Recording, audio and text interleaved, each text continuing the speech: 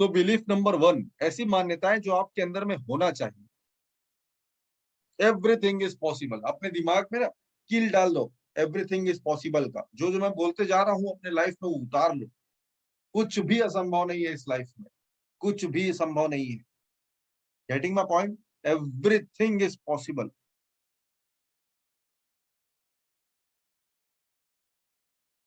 देखो ये कमाल की स्टोरी है। एक बिजनेसमैन जिसकी उम्र तकरीबन 60 साल की होती है, वो अपने बिजनेस में बुरी तरीके से मार खा गया होता है।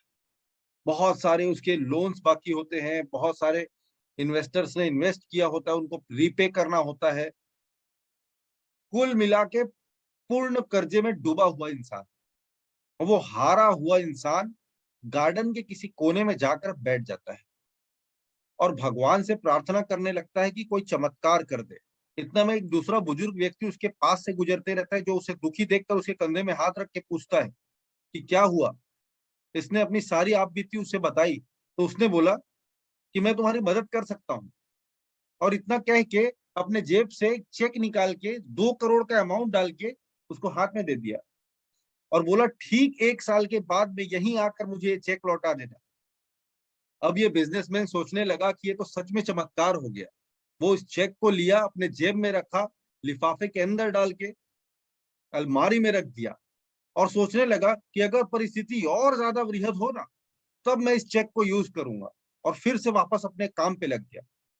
उसने इतनी मेहनत की, इतनी मेहनत की, कि सिर्फ 4 महीनों में ही अपने सारे लोन्स को उसने रीपे कर दिया, और उस चेक को अपने कबर्ड में ही रखा रहा। उसकी जरूरत ही नहीं पड़ी। फिर उसने इतना मेहनत किया, इतना मेहनत किया, कि वापस से अपने बिजनेस को 2 गुना 2x करके 1 साल में तरक्की कर लिया। अब ठीक 1 साल बाद वो उसी चेक को लेकर उसी गार्डन में पहुंचता है और उस दूसरे बुजुर्ग व्यक्ति को ढूंढने लगता है। कहे गए दिन और दिनांक को वो वहां पहुंचा हुआ रहता है। इतने में वो देखता है कि वो व्यक्ति उसके पास आ रहा है। मगर ये क्या, उसने देखा कि उसके बाजू से एक नर्स दौड़ते हुए आती रहती है, और जो व्यक्ति ने चेक दिया था इसको, उसको पकड़ लेती है। इतने में ये बिजनेसमैन उस बुजुर्ग व्यक्ति के पास जाता है, उसके हाथ में ये चेक देता है। वो नर्स चेक को ले लेती है और फाड़ देती है। तो ये बिजनेसमैन चिल्लाने लगता है कि ये क्या किया है, 2 करोड़ का चेक था। तो नर्स ने जो जवाब दिया वो सुनने जैसा है। नर्स ने कहा कि ये तो पागल है, जो हर किसी को चेक बांटते फिरता है और अपने आप को रॉड्रिक बताता है, जो अमेरिका में सबसे बड़े बिलियनर है, और उन्हीं के नाम के चेक को ये गार्डन में बांटते फिरता है। तो क्या वो चीज थी जो बिजनेसमैन को आगे लेकर गया? उसकी खुद की सोच, उसकी मान्यता, it can not be done, मैं हार चुका हूं, अब आगे किया नहीं जा सकता, क्या कहेंगे लोग, ये सबसे बड़ा रोग। बट वो चेक की ताकत देखो, वो चेक को कबोर्ड में रखा, और तब यूज करूंगा जब और परिस्थिति डावाडोल होगी। बट वो चेक को यूज करने का मौका ही नहीं मिला। उसने अपने ही मेहनत से वापस से अपने बिजनेस को फिर से खड़ा कर दिया, और इस बार 2x ग्रोथ के साथ। So everything is possible my dear friends. ये गांठ बांध लीजिए अपने दिमाग में। याद रहे कि 750 करोड़ की बस्ती में आप जैसा कोई नहीं है। किसी की आंखों का रेटिना एक जैसा नहीं है, किसी का अंगूठे का इंप्रेशन एक जैसा नहीं है क्या?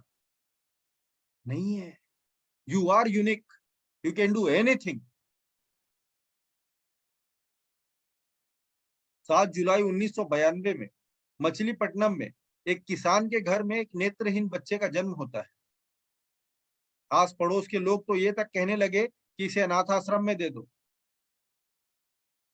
क्योंकि तुम्हारी स्थिति खराब है, तुम नहीं पाल सकोगे,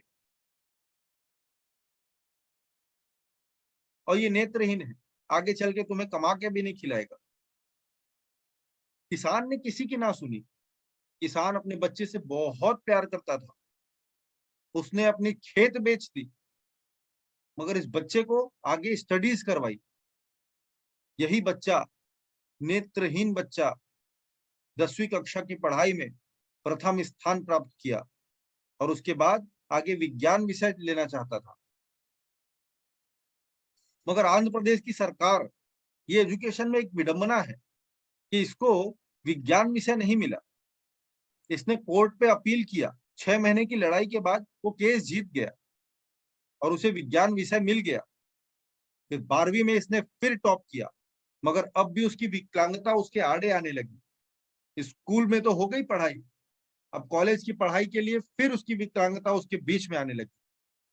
तब उसने अमेरिका के कुछ यूनिवर्सिटीज जैसे MIT, Stanford, Berkeley, Carnegie Mellon जैसे बड़े बड़े यूनिवर्सिटीज के एग्जाम दिलाए और ये चारों में उसका सिलेक्शन हो गया। उसने MIT कॉलेज को चुना आगे की स्टडी के लिए, एंड यू कांट बिलीव उसके बाद MIT यूनिवर्सिटी के कैंपस में उसके कई कंपनीज में सिलेक्शन हो गए। मगर हर एक ऑफर को ठुकराने के बाद उसने ये नियत बना लिया कि मैं वापस इंडिया को लौटूंगा और मेरे जैसे जो और भाई हैं जो और विकलांग हैं उनको मैं मदद करूंगा। और उसने एक कंपनी खड़ा कर दी वेस्ट मैनेजमेंट की। और उसने अपनी एक कंपनी खड़ी कर ली, बोलांत इंडस्ट्रीज प्राइवेट लिमिटेड, जिसमें 500 से अधिक एम्प्लॉयज हैं और 400 से अधिक लोग विकलांग हैं। Heads off to this guy, mister Srikanth Bolla, Bollant industries private limited के मालिक।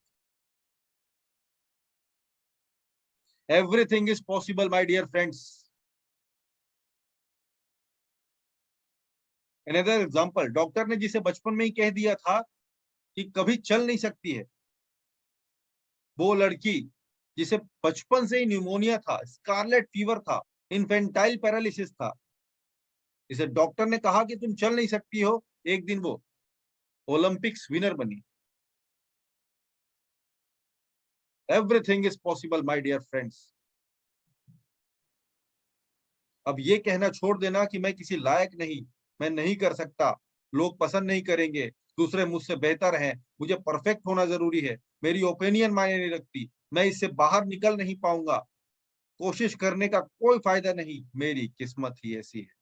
अपने हर दिन की शुरुआत एक बात कहकर करना मेरे दोस्त, कि I am unique, I can achieve anything, I am the best.